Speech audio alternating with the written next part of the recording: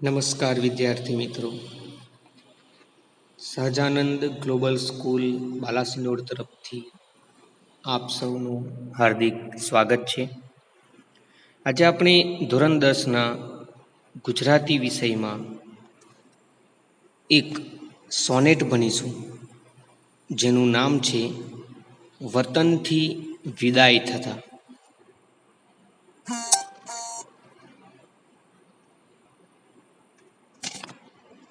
પ્રસ્તુત કાવ્ય જે છે વતનથી વિદાય થતા, તેના કવિ છે જયંત પાઠક, જેમનો જન્મ 20/10/1990 રોજ થયો હતો અને અવસાન 1/3/2003 રોજ થયું હતું. જયંત પાઠકનું પૂરું નામ છે જયંત હિંમતલાલ પાઠક, કે જેમનો જન્મ પંચમહાલ જિલ્લાના ગોઠ ગામે થયો હતો. તેમને દાહોદ અને સુરતની કોલેજમાં અધ્યાપક તરીકે કામગીરી કરી હતી. મરમર, સંકેત, વિસ્મય, મૃગયા, અનુનય વગેરે તેમના કવિતા સંગ્રહો છે. તેમજ ક્ષણોમાં જીવું છું તેમની સમગ્ર કવિતાનો ગ્રંથ છે. વનાંચલ તેમની નોંધપાત્ર સ્મરણ કથા છે. આધુનિક કવિતા પ્રવાહ, આલોક, ભાવયિત્રી, કિમપી દ્રવ્યમ વગેરે તેમના વિવેચન ગ્રંથો છે. તેમને રણજીતરામ સુવર્ણચંદ્રક ગુજરાત સાહિત્ય અકાદમી ગાંધીનગર અને સાહિત્ય અકાદમી દિલ્હીના એવોર્ડ પણ પ્રાપ્ત થયા છે. પ્રસ્તુત કાવ્યમાં અર્થાત કે સોનેટમાં વતનથી વિદાય થતા આ સોનેટની અંદર વર્ષો પછી વતનમાં ગયેલા કાવ્ય નાયકને વતનથી વિદાય થવાનું હોય છે ત્યારે અનુભવાતી પીડા આ સોનેટની અંદર વ્યક્ત થઈ છે. ઘણા વર્ષો પછી જે વન, જન અર્થાત કે ગામના લોકો, માણસો, ખેતર, કોતર, ડુંગરાઓ, નદીઓ વગેરે જે મળ્યા હતા, તેમને છોડવાની ક્ષણ હવે આવી ગઈ છે. જેમ ઢોર, ગાય ભેંસની વાત છે, વેચાઈ ગયા પછી પણ પોતાના મૂળ ઘરને ઝંખતું હોય, એમ કવિ પોતાના મૂળ પરિવેશને ઝંખ્યા કરે છે.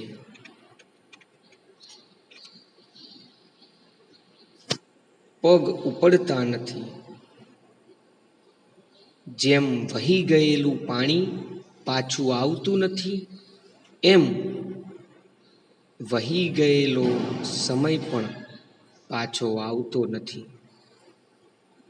એક કૂતરો પણ થોડી વાર પાછળ પાછળ આવીને એની હદ પૂરી થાય તો તરત ત્યાંથી પાછો વળી જાય છે. એ સ્વાભાવિકતા ભર્યું આલેખન પ્રસ્તુત સોનેટમાં આપણને જોવા મળે છે. અંતે કાવ્ય નાયકને ભ્રમ થાય છે કે જેમ બાળક રિસાય અને એની માં એને પાછું બોલાવતી હોય, એ જ પ્રમાણે મને મારી માં, આ મારી ધરતી, મારા ગામની ધરતી, માતૃભૂમિની જેમ આ ગ્રામભૂમિ મને બોલાવે છે. પરંતુ આ માત્ર અને માત્ર એક ભ્રમ છે, હકીકત નહીં. આમ વતન વિચ્છેદને કારણે, વતન વિદાયને કારણે અનુભવાતી કરુણતાને ખૂબ જ સુંદર રીતે કવિએ આ સોનેટમાં સાહિત્ય વિશ્વ સમક્ષ મૂકી આપી છે. તો જોઈએ આપણે આ સોનેટ.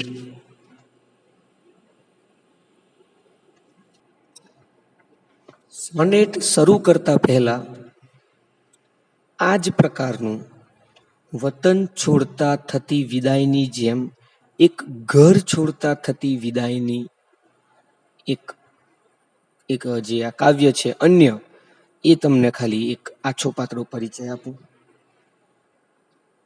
આ એક કાવ્ય છે કવિ બાલમુકુંદ દવેનું, જે તેમના પરિક્રમા નામના પુસ્તકમાંથી લેવાયેલું છે. જેનું ટાઇટલ છે, શીર્ષક છે જૂનું ઘર ખાલી કરતા.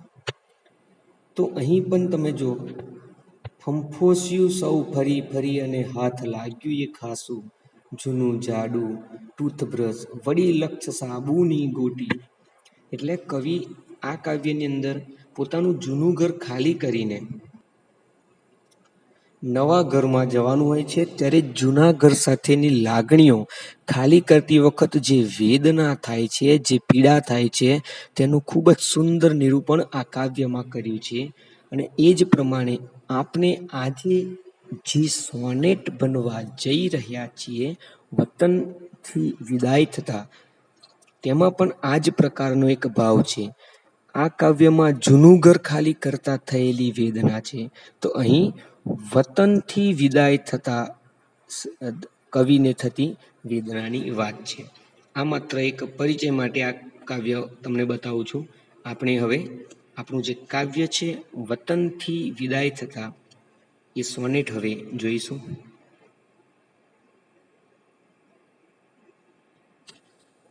શરૂ કરીએ આપણે.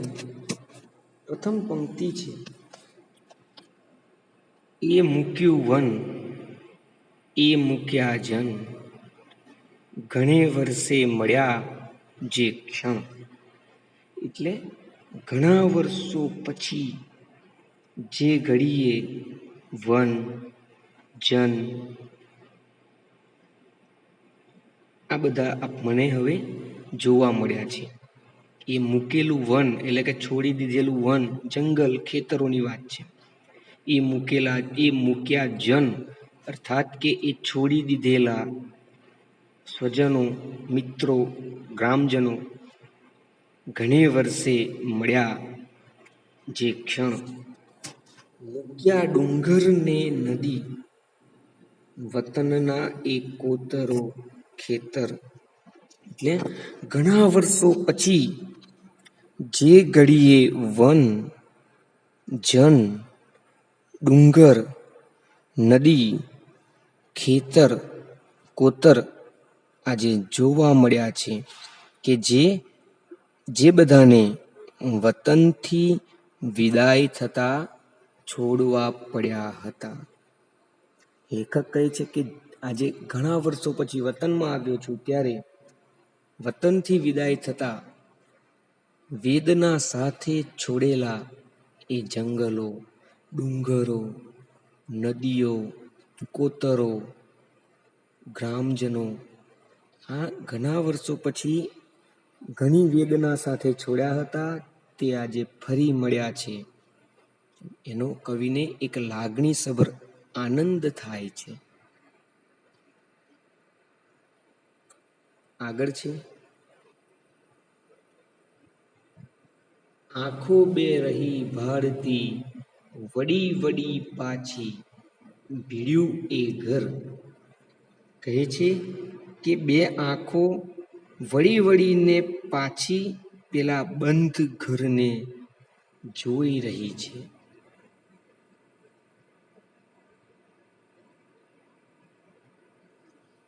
વેચાઈ ગયેલું ઢોર જેમ તલખે કોઢાર, છોડ્યું ધણ.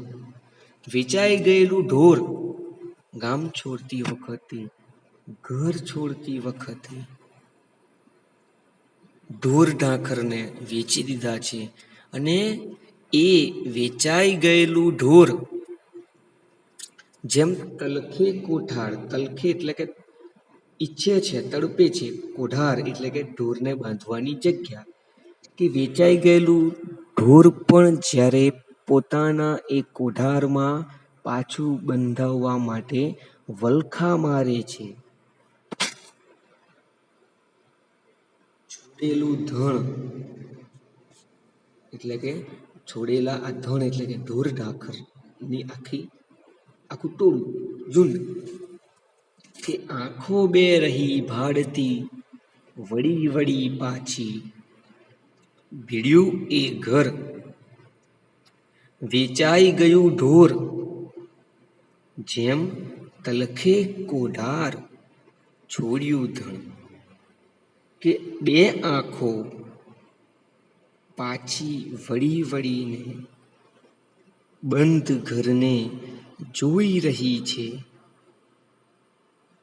જેમ છોડેલું ધણ અને વેચાઈ ગયેલું ઢોર કોઢારથી બંધાવવા વ્યાકુળ હોય છે.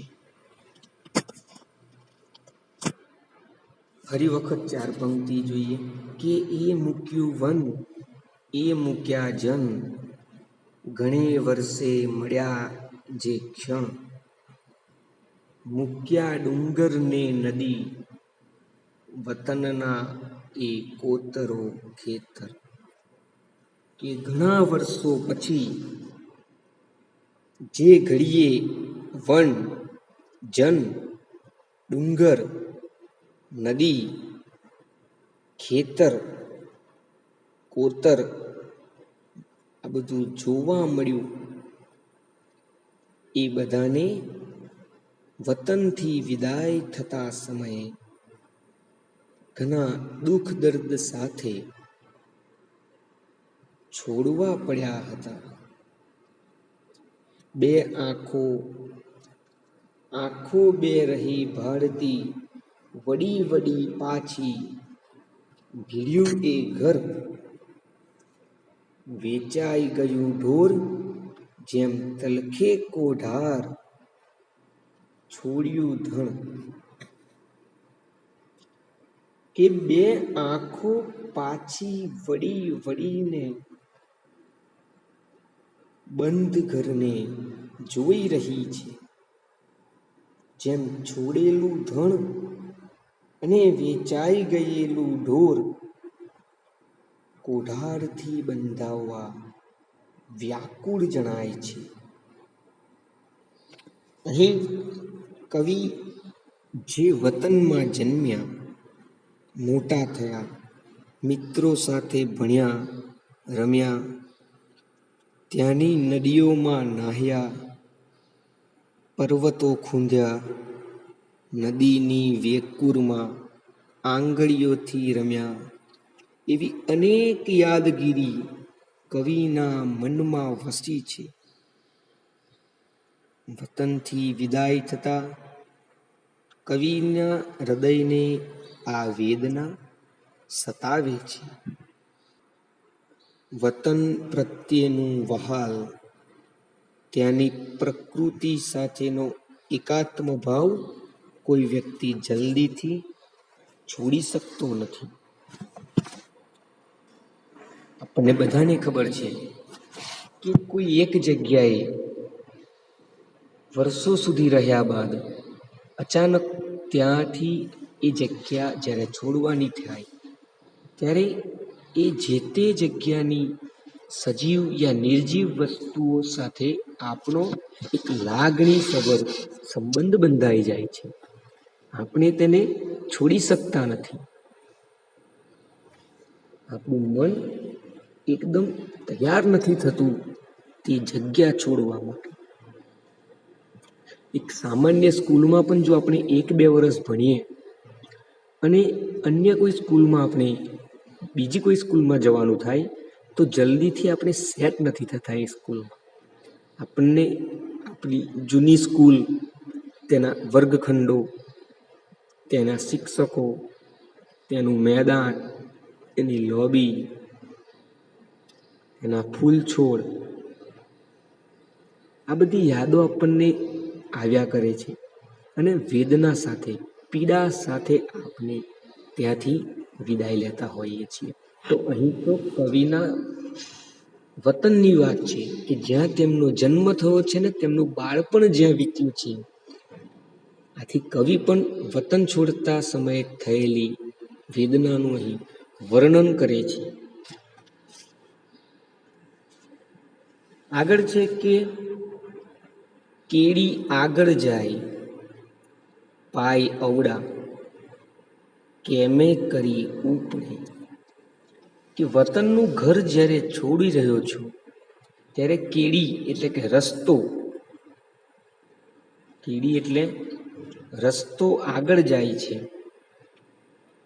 એટલે કે રસ્તા તરફ હું આગળ વધું છું, પરંતુ પાય એટલે કે પગ અવડા ઉપડે છે, વતન ભણી વધે છે.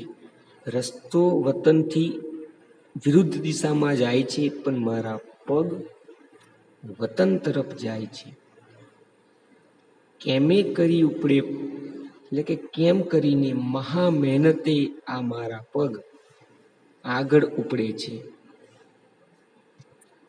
આંખો ભરાઈ જાય વાટ તરુની કાંટાળી ડાળી નડે. કહે છે કે આંખોમાં આંસુ ભરાઈ જાય છે, અશ્રુભીની આંખો છે.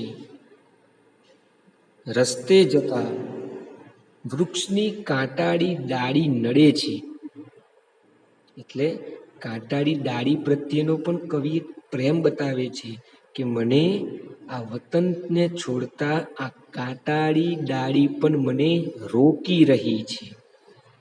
કે કેડી આગળ જાય પાય અવડા કેમે કરી ઉપડે આંખો જાય ભરાઈ વાટ તરુની એટલે કે ઝાડની કાંટાળી ડાળી નડે. કે વતનનું ઘર છોડીને જ્યારે કોઈ રસ્તા તરફ આગળ વધું છું પણ મારા પગ અવડા જાય છે, વતન ભણી જાય છે. મહા મહેનતે હું મારા પગ ઉપાડું છું. આંખોમાં આંસુ છે. રસ્તે જતા વૃક્ષની કાંટાળી ડાળીઓ પણ મને નડે છે, અર્થાત કે મને વતનથી દૂર જતા લાગણીથી રોકી રહી છે. આગળ છે કે હૈયું ઉજરડાય રક્ત ટસિયા ફૂટે. કે હૈયું ઉજરડાય રક્ત ટસિયા ફૂટે. ધીમેથી જમે કે જાણે હૈયું ઉજરડાય જાણે લોહીની ટસિયા ફૂટ્યા હોય, લોહીના ટસિયા ફૂટ્યા હોય, દર્દ થતું હોય શરીરમાં અને એમાંથી લોહી ધીમેથી જમે અર્થાત કે એમાંથી લોહી ઝરે. તેમ હૈયું ઉજરડાય અર્થાત કે વિદાયની વેદનાથી ઘેરાયું છે. આગે વેકુરથી નદીની હજીએ આ આંગળીઓ રમે. કે દૂર નદીની વેકુરમાં એટલે વેકુર અર્થાત કે નદીની રેતી. કે દૂર નદીની વેકુરમાં હજી આજે આ આંગળીઓ રમે છે કે કેડી આગળ જાય પાય અવડા કેમે કરી ઉપડે આંખો જાય ભરાઈ વાટ તરુની કાંટાળી ડાળી નડે હૈયું ઉજરડાય રક્ત ટસિયા ફૂટે ધીમેથી જમે આઘે વેકૂરથી નદીની હજીએ આ આંગળીઓ રમે કે વતનનું ઘર જ્યારે છોડીને હું રસ્તા તરફ કેડી તરફ આગળ વધું છું પણ પગ અવળા પડે છે કેમે કરીને મહા મહેનતે અમારા પગ ઉપડે છે પરંતુ આંખોમાં આંસુ ભરાય છે રસ્તે જતા વૃક્ષની કાંટાળી ડાળી નડે છે જાણે લોહીના ટસિયા ફૂટ્યા હોય અને એમાંથી લોહી જરે તેમ આ મારું હૈયું કવિનું હૃદય વિદાયની આ વસમી વેળાએ વેદનાથી ચોતરફ ઘેરાયું છે અને કહે છે કે દૂર આવેલી નદીની વેકૂરમાં અર્થાત કે નદીની રેતીમાં હજી આજે મારી આ આંગળીઓ રમે છે અર્થાત કે બાળપણમાં ફેરવેલી આંગળીઓની યાદ હજુ પણ મારા મનમાં તાજી છે. આગળ જોઈએ. ચાલો જીવ જવાનું આગળ, નહીં આ કાળના વેણમાં. કે ચાલો જીવ પોતાના મનને જ પોતાની જાતને જ કવિ સમજાવે છે કે ચાલો જીવ આગળ જવાનું છે, પાછળ કાળના વેણમાં નથી જવાનું. પાછા ઉપરવાસ શક્ય વહવું, પાણી લૂછો નૈનના. કે ફરી પાછા ઉપરવાસ જવાનું છે, આંખના આંસુને હવે લૂછી નાખો. કે ચાલો જીવ જવાનું આગળ, નહીં આ કાળના વહેણમાં. પાછા ઉપરવાસ શક્ય વહવું, પાણી લૂછો નૈનના. કે ચાલો જીવ આગળ જવાનું છે, કાળના વહેણમાં. વહી ગયેલો સમય હવે પાછો આવવાનો નથી. ફરી પાછા ઉપરવાસ જવાનું છે, આંખના આંસુને કઠણ કાળજાએ પણ લૂછી નાખો. આગળ છે કે ભારો લઈ ભૂતનો, શિરે વણ પૂછીએ સા વેઠિયા ચાલવું. કે વીતી ગયેલા આ સમયનો ભારો માથે લઈ ગુલામની જેમ પૂછ્યા વગર ચાલવાનું છે, વેઠિયાની જેમ ચાલવાનું છે. કે વીતી ગયેલા સમયનો આ યાદગીરીનો બોજ, યાદગીરીની ઘાસડી માથે લઈને એક ગુલામની જેમ, એક લાચારની જેમ, એક નિરાધારની જેમ કોઈની સાથે કઈ જ બોલ્યા વગર, પૂછ્યા વગર બસ ચાલીએ જ જવાનું છે. સાથે શ્વાન પૂરી થતા હદ, હવે એને પાછા જવું. કે વતનની હદ પૂરી થતા કૂતરો જે સાથે જોડાયો છે એને પણ પાછા વળી જવાનું છે. એ પણ હવે સાથ છોડી દેશે. તમે જોયું હશે કે ગામની અંદર કૂતરાઓનો પણ એક વિસ્તાર નક્કી હોય છે.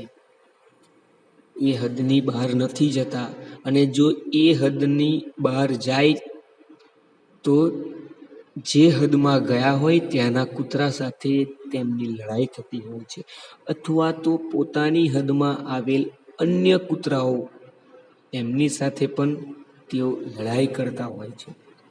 એટલે કવિ કહે છે કે કૂતરો પણ હવે હદ થતા વતનથી આગળ નથી આવતો, પરંતુ માનવી પોતાના કેટલાક સ્વાર્થને ખાતર, પોતાની કેટલીક મજબૂરીઓને કારણે, જીવનની કેટલીક વિકટ પરિસ્થિતિઓને કારણે પોતાની માતૃભૂમિની જેમ એક ગ્રામ ભૂમિને પણ તે છોડીને ચાલ્યો જાય છે.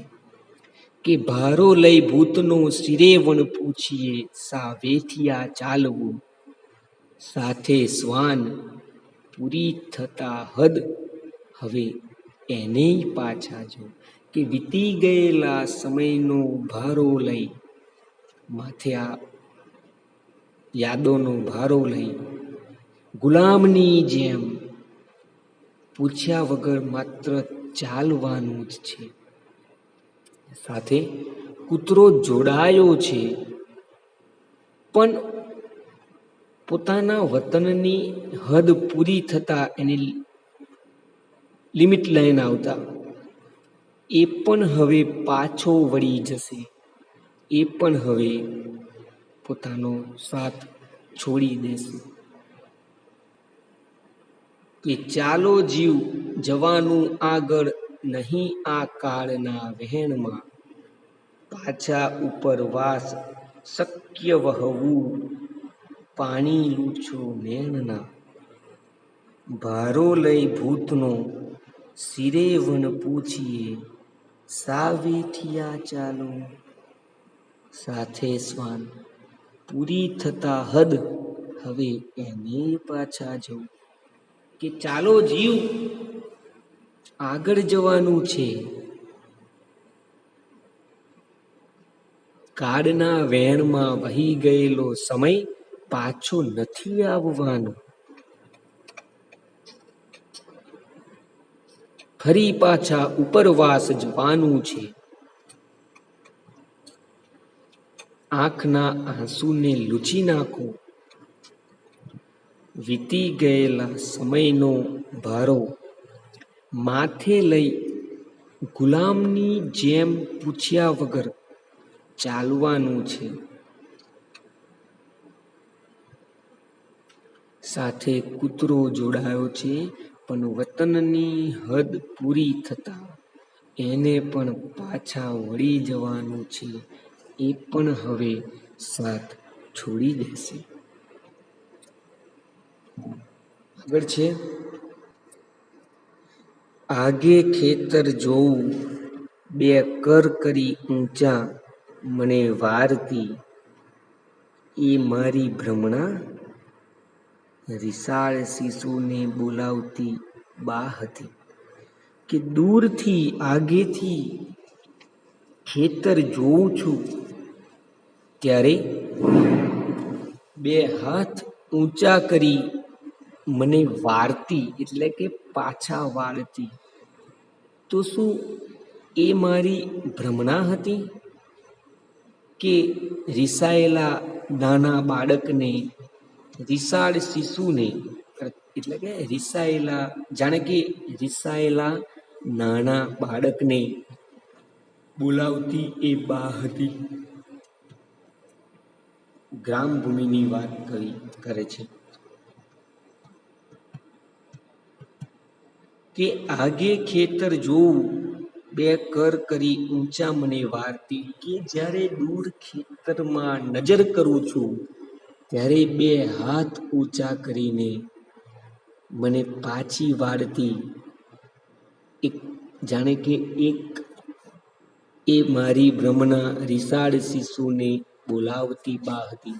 કે આગે ખેતર જોઉં છું, ત્યારે બે હાથ ઊંચા કરીને મને પાછી વાળે છે. જાણે કે એક રિસાયેલા બાળકને એની માં મનાવતી હોય. શું આ માત્ર મારી ભ્રમણા હતી?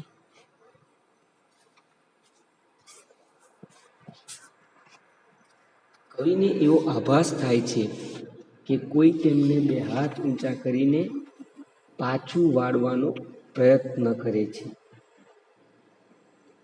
પ્રસ્તુત કાવ્ય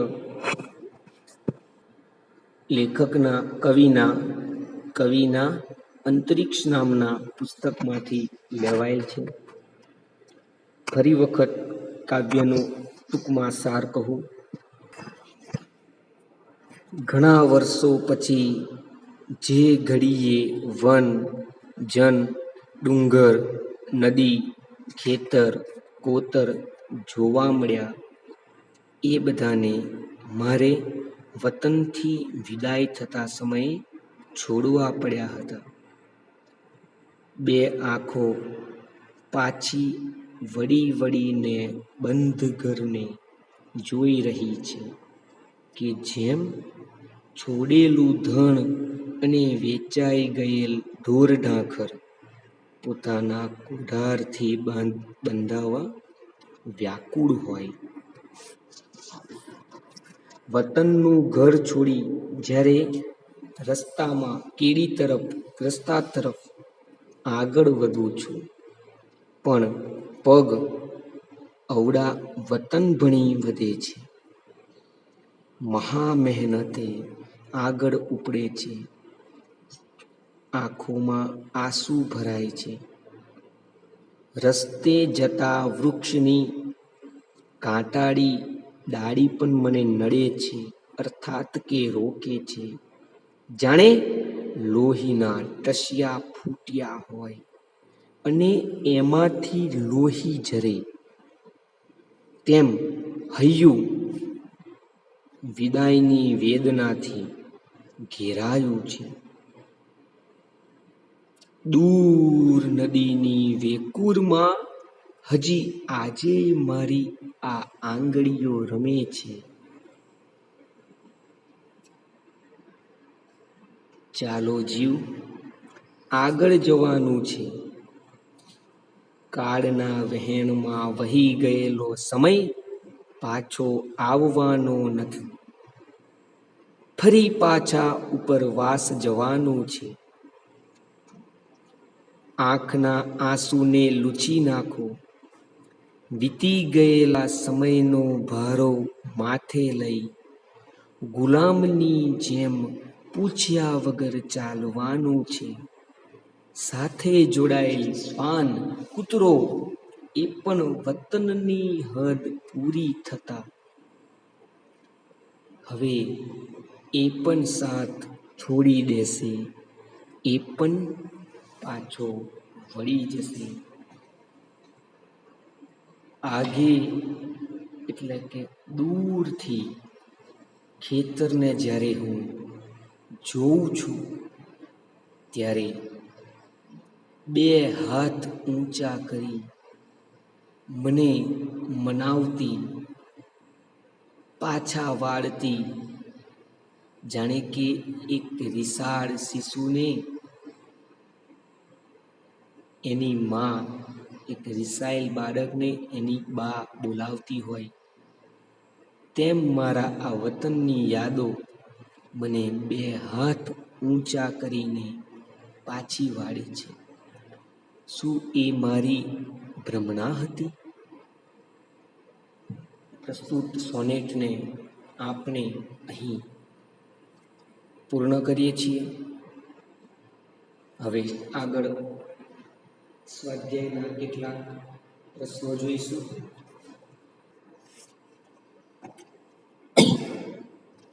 સ્વાધ્યાયમાં પહેલો પ્રશ્ન છે,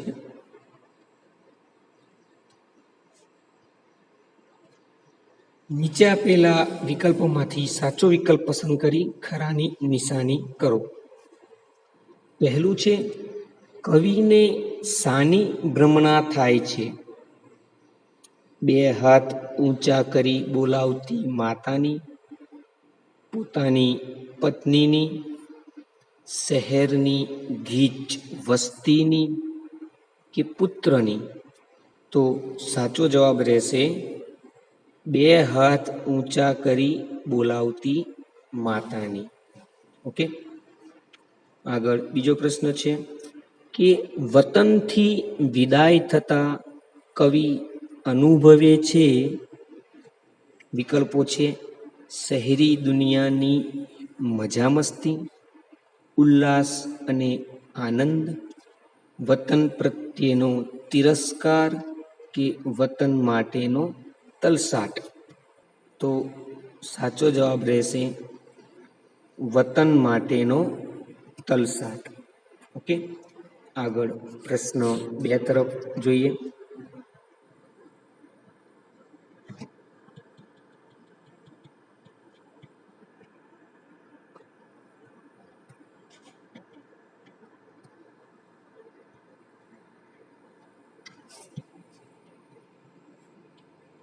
પ્રશ્ન 2 છે નીચેના પ્રશ્નનો એક વાક્યમાં ઉત્તર આપો. વતનથી વિદાય થતા કવિ શેનાથી દૂર થઈ રહ્યા છે? તો વતનથી વિદાય થતા કવિ વતનના જન એટલે કે માણસો, ડુંગરો, નદીઓ, કોતરો, ખેતરો વગેરેથી દૂર થઈ રહ્યા છે. આગળ છે કે નીચેના પ્રશ્નોના 2-3 વાક્યમાં ઉત્તર આપો. પ્રશ્ન છે કવિના પગ આગળ જવા માંડ માંડ ઉપડે છે. કારણ કે કવિના પગ આગળ જવા કેમ માંડ માંડ ઉપડે છે એનું કારણ જોઈએ તો વર્ષો સુધી જે વતનમાં રહ્યા તે વતનનું વન, જંગલ, અરણ્ય, રાન, વતનના માણસો, ત્યાંના ડુંગર, નદી, કોતરો, ખેતર વગેરેની તેમને માયા છે. વતનના પરિવેશને તેઓ ભૂલી શકતા નથી. તેની યાદો તેમના હૈયામાં વસી છે. તેમ છતાં વતન છોડવાનું છે એટલે ઘર બંધ કરીને પોતાના નિશ્ચિત ગંતવ્ય સ્થાને જવા પગ ઉપાડે છે. પરંતુ કવિના પગ ઉપડતા નથી, અર્થાત કે તેમના પગ વતનની વિદાય થાય છે એ વેદનાથી તેમના પગ તેમનો સાથ આપી રહ્યા નથી. પ્રશ્ન 4 છે નીચેના પ્રશ્નોના 7-8 લીટીમાં ઉત્તર આપો. પહેલો પ્રશ્ન છે વતનથી વિદાય થતા કવિની વેદના તમારા શબ્દોમાં વર્ણવો. તો કવિ પ્રસ્તુત સોનેટમાં જણાવે છે કે જે વતનમાં જન્મ્યા, મોટા થયા, મિત્રો સાથે ભણ્યા, રમ્યા, ત્યાંની નદીઓમાં નાહ્યા, પર્વતો ખૂંદ્યા, નદીની વેકૂરમાં રેતીમાં આંગળીઓથી રમ્યા જેવી અનેક યાદગીરી કવિના મનમાં આલેખાયેલી છે. વતનથી વિદાય થતા કવિના હૃદયને આ વેદના અંદરથી કોરી ખાય છે. આ વેદના કવિને સતાવી રહી છે. વતન પ્રત્યેનું કવિનું વહાલ, ત્યાંની પ્રકૃતિ સાથેનો એક એકાત્મ ભાવ એમ કઈ જલ્દીથી છૂટે નહીં. કવિ વર્ષો પછી પોતાને વતન જ્યારે જાય છે ત્યારે કદાચ તેમની આ છેલ્લી સફર હશે. કેમ કે વતનની વિદાય લેતા તેઓ વન, જન, ડુંગર, નદી, વતનની એકોતરો, ખેતર વગેરેને આંખોથી વારંવાર મન ભરીને જોઈ લે છે. ઘરને બંધ કરી દીધું એ સૂચવે છે કે તેમની આ આખરી વિદાય હશે. ઢોરને પણ પોતાની કોઢારની મમતા કેમ ન હોય, તો કવિને પણ પોતાના વતનની મમતા કેમ ન હોય. વતન છોડી આગળ જવા પગ ઉપાડે છે, પણ જાણે પગ પણ કવિને સાથ દેતા નથી. મહા મહેનતે થોડા આગળ વધે છે,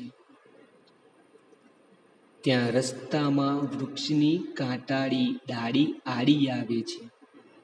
કાંટાળી ડાળી પણ કવિનો રસ્તો રોકે છે, ન જવાનો સંકેત આપે છે. તેમ છતાં જવાનું તો છે જ.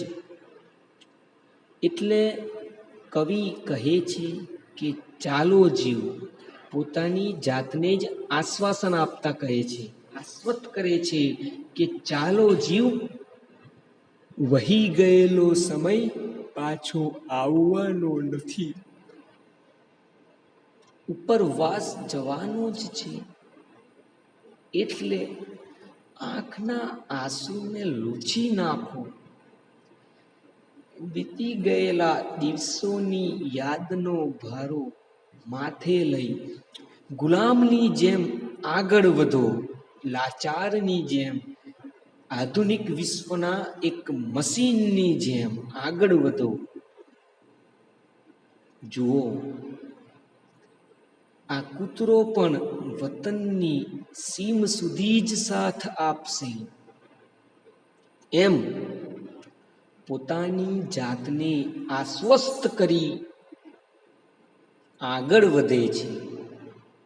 ત્યાં તેમને આભાસ થાય છે કે બે હાથ ઊંચા કરી તેમને કોઈ વારતી હતી. આ રિસાળ બાળકને તેની બા બોલાવતી હતી. કવિની આ ભ્રમણા જ તેમની વેદનાને વધુ ઘેરી બનાવે છે, ગંભીર બનાવે છે. આગળ બીજો પ્રશ્ન છે, કાવ્ય પંક્તિ સમજાવો. આગે ખેતર જાઉ બે કર ઊંચા કરી, ઊંચા મને વારતી. આગે ખેતર જાઉ બે કર કરી ઊંચા મને વારતી. એ મારી ભ્રમણા રિસાળ શિશુને બોલાવતી બા હતી. સોનેટની આ જે અંતિમ બે પંક્તિ છે એમાં કવિ સુંદર રીતે વળાંક આપે છે કે વતનની યાદમાં તડપતા કવિને વતન છોડવું ગમતું નથી, તેમ છતાં મજબૂરીથી જ્યારે છોડે છે ત્યારે છેલ્લી વાર તેઓ દૂરના ખેતર તરફ જુએ છે તો બે હાથ ઊંચા કરી બા તેમને જતા અટકાવે છે. કવિને થાય છે કે એ મારી ભ્રમણા તો નથી ને? એમને આભાસ થાય છે કે આ તો રિસાળ બાળકને જાણે બા બોલાવતી હતી. પંક્તિના આ અંતિમ શબ્દો કવિની કરુણાજનક વિવશ પરિસ્થિતિના દ્યોતક છે. પ્રસ્તુત જે કાવ્ય છે વતનથી વિદાય થતા જયંત પાઠકનું આ ખૂબ જ સુંદર સોનેટ કે જેમાં વતનથી છૂટા પડવાની વેદનાને કવિએ અહીં વાચા આપી છે.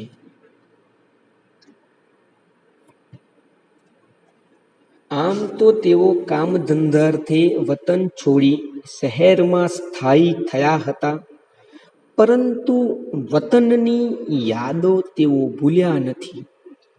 વર્ષો પછી વતનમાં ગયેલા કવિને વિદાય લેવાની ઘડી આવી ત્યારે વતનની તમામ પ્રકૃતિ અને માનવીને છોડતા દુઃખ થાય છે. વેચી દીધેલું ઢોર પણ પોતાનું મૂળ ઘર કોઢાર ઝંખતું હોય છે, તો માણસ પણ પોતાના વતનને કેમ ન ઝંખે? વહી ગયેલું પાણી પાછું ન આવે તેમ વીતી ગયેલો સમય પણ પાછો આવતો નથી. ગામનો કૂતરો પણ વતનની હદ છોડતો નથી.